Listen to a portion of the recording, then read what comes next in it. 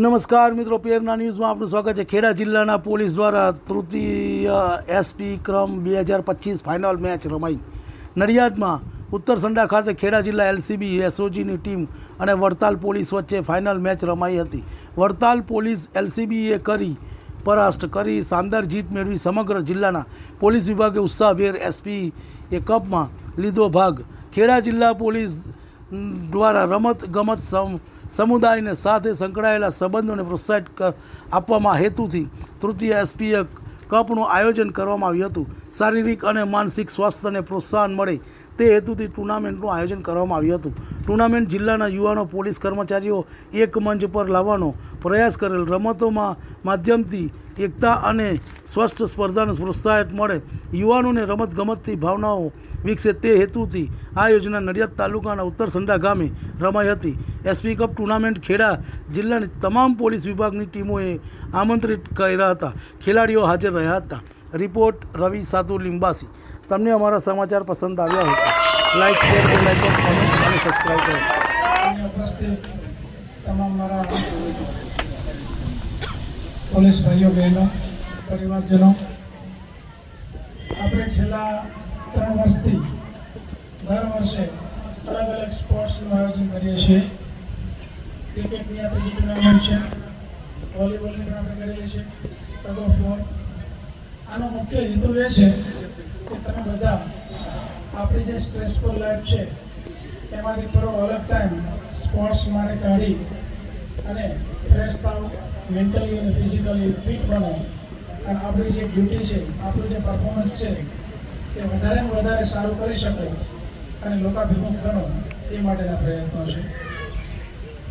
Tournament તો આપણે વર્ષમાં અમુક દિવસ જ હોય, પણ તમને બધાને હું એ પણ રિક્વેસ્ટ કરું છું, તમારી પાસે અપેક્ષા રાખું છું કે કોઈને કોઈ ગેમ કમસે કમ 7 દિવસની અંદર 4 કે 5 દિવસ પણ તમને ટાઈમ મળે તો કલાક 1.5 કલાક જેટલો સમય કાઢો તો ક્યાંક ને ક્યાંક તમને અને તમારા પરિવારજનોને એનો ફાયદો ચોક્કસ મળશે।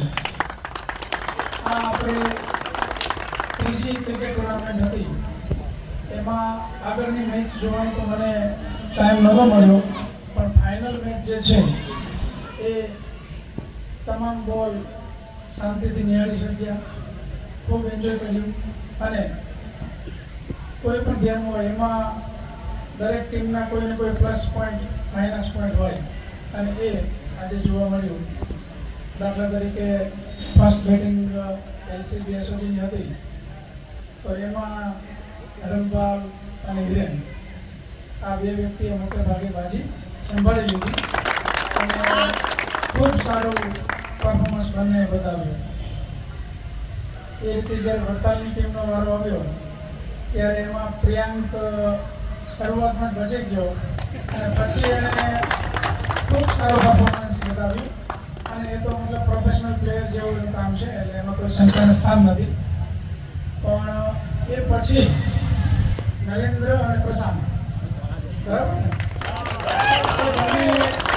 ખૂબ સારું પરફોર્મન્સ કરી અને ટીમને ટકાવી રાખી અને એ બાબત પણ જોવા મળી કે એલસીબી એસઓજી ફિલ્ડમાં સારું કામ કરે છે પણ ફિલ્ડિંગમાં નથી કરતી। નેક્સ્ટ ટુર્નામેન્ટમાં આપણે આ વસ્તુ થોડીક ઇમ્પ્રુવમેન્ટ કરી લેવી જોઈએ। બાકી ખૂબ સારી રીતે બંને ટીમોએ પરફોર્મન્સ બતાવ્યું છે અને બધાએ ખૂબ સારા પ્રયત્ન કર્યા, ખૂબ સારું સેલિબ્રેશન કર્યું।